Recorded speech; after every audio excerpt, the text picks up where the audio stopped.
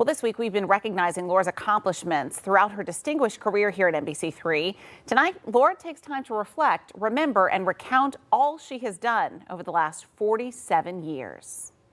Fact is, most of us here in central New York are not connected. This year alone, 5,500 young people who come to the fair. The damage is so bad all around here that crews are going to be working right through the night. But for more than 47 years, viewers have welcomed Laura Hand into their living room. Car was hit by another that came into her lane. Reporting and anchoring the news, covering some of the biggest local stories impacting our community. Well, good morning. Thank you for joining us for a weekend. Now, as Laura prepares to turn off her microphone, she's looking back on her remarkable broadcasting career.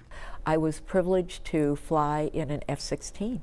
I did a 10,000-foot straight-up climb off the runway and pulled way too many G's of gravity on that flight. But it was really exciting and certainly a highlight. I had the privilege of sitting down with Laura as she prepares to sign off for the final time this weekend.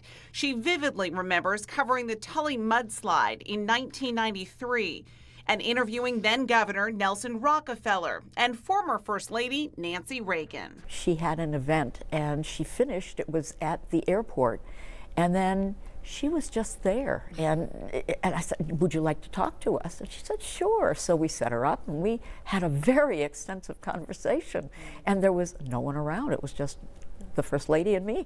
Laura began her broadcasting career in 1972 when newsrooms were dominated by men. Breaking barriers, she became the first female reporter at Channel 3. I was told so many times, oh, we would never hire a woman.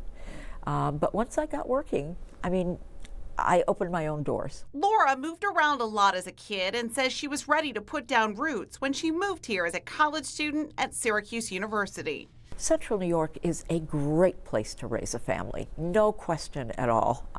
There is so much to do here for children, for young parents, and bought into the community. It's my home. Very simply, it's where I want to live. It's where I am going to live. I'm not planning on moving away, even though I'm leaving this job of 47 years. Over the years, Laura has seen many changes in the news industry, but points to one that was the most challenging to live through. I think that adding in all our social media has been difficult.